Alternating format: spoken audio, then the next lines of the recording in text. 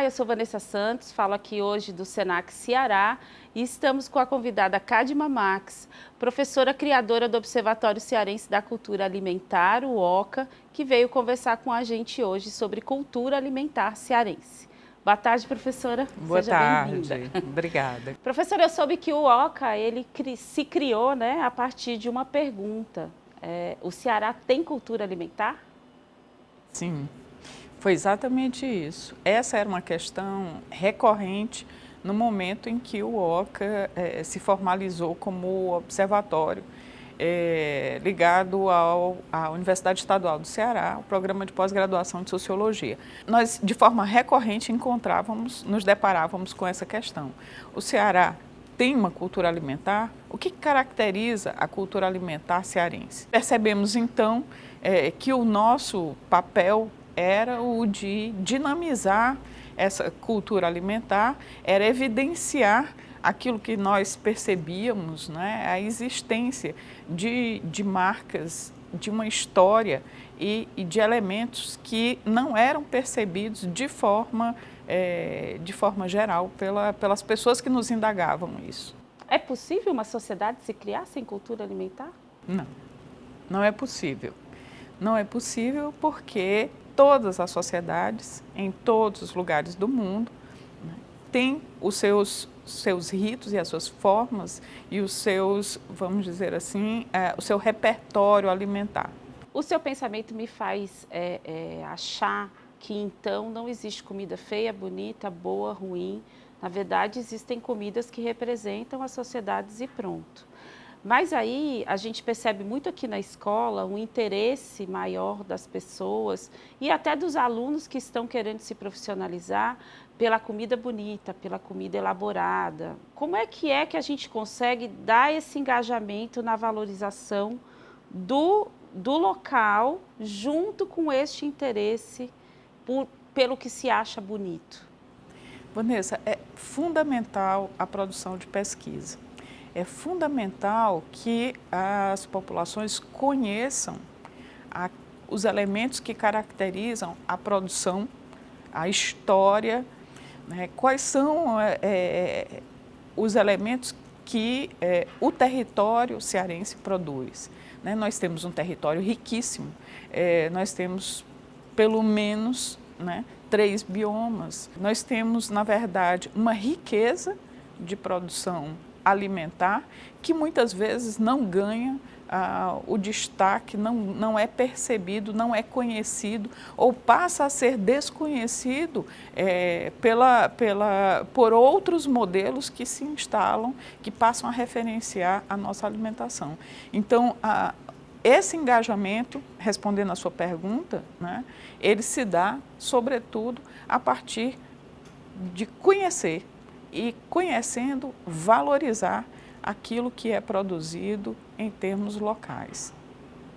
E aí os profissionais se engajarem, acredito, né? Os profissionais, os atores de todas as cadeias, né? Sim. Os agros, os chefes de cozinha, e aí todo mundo se engajando em torno deste conhecimento. Se a gente pensar que a alimentação, ela envolve, na verdade, toda uma cadeia. Nós temos os produtores, nós temos aqueles que comercializam, que proporcionam a possibilidade de circulação dessas mercadorias, nós temos os consumidores, né? É fundamental essa percepção, essa valorização, esse compromisso, né? De perceber isso como uma forma de se identificar, como uma forma de revelar memórias, de revelar afetos, de revelar valores que caracterizam, que distinguem a nossa sociedade, a sociedade cearense de outras. A senhora acha que o fato de a gente se habituar com a comida de prateleira, né, aquela comida que está pronta, o fato de termos nos distanciado dos produtores, pode ser, como consequência, essa falta de visão do que é local, do que não é, essa padronização de gosto?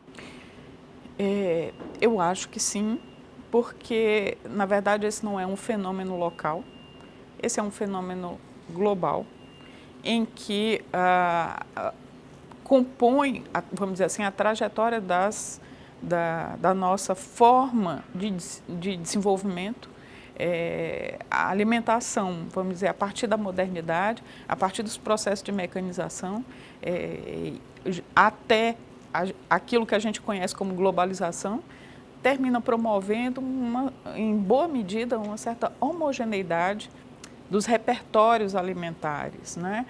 Muito das biodiversidades locais, elas terminaram sendo sacrificadas em função dessa homogeneização. Os produtos que você cita, que estão nas prateleiras, eles passaram a referenciar, eles facilitam em alguma medida, mas a vida, o nosso ritmo, vamos dizer assim, moderno e contemporâneo de vida, mas, por outro lado, nos tiram essa conexão com uma alimentação e com uma forma de estruturação dessa cadeia alimentar, nos tiram essa possibilidade de rastrear, de perceber o percurso que esse alimento fez, né, do momento da produção até chegar na nossa mesa.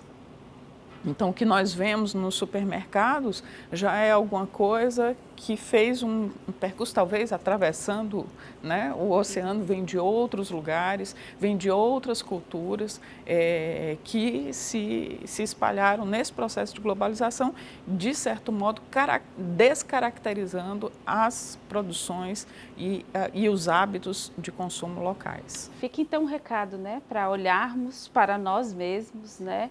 E olhar para os atores, produtores e transformadores de alimento local. A gente percebe bastante a religião, inclusive, bem forte, determinando dietas e tudo mais. Como é que as pessoas conseguem se identificar através da comida? Assim? É só nessa hora, isso que eu quero dizer, é só na hora do rito que existe essa identificação, dada a padronização de gostos que a gente conversou, né? É possível perceber que aquele alimento representa aquele lugar? Uhum. Vanessa, nos momentos de celebração religiosos, você tem determinado consumo, por exemplo, na religião católica, o consumo do vinho, da hóstia, que representam, né, toda uma tradição de conexão da comunidade católica, mas, na verdade, a questão da representação alimentar, ela vem das culturas alimentares, ela é muito mais ampla do que apenas em momentos extremamente ritualizados como na religião. No dia a dia, o que é que nos representa, o que é que está na nossa mesa e, de certo modo, testemunha da nossa conexão com aquela alimentação, com a cultura, como é que nós traduzimos a nossa cultura a partir daquilo que nós comemos, que nós consumimos. Vamos pensar, será que é aquilo que é produzido no litoral que nos representa, que diz melhor de nós, que revela, né, a história do Ceará, ou os valores do povo cearense, os hábitos, as crenças? Essa comida do litoral? Talvez não, talvez seja a comida do sertão ou a comida da serra, talvez pela conexão, porque era um produto mais vendável, vamos dizer assim, de um lugar exótico, paradisíaco, pelas suas praias e tudo mais. Mas, na verdade, o Ceará é tudo isso, né? A cultura alimentar cearense é tudo isso. Considerar a articulação entre esses três biomas, entre aquilo que se produz em cada um deles, e o modo como nós consumimos, o modo como nós misturamos as coisas, né, que revela muito mais de nós, que representa esse povo. Muito obrigada, professora, e viva a cultura alimentar cearense.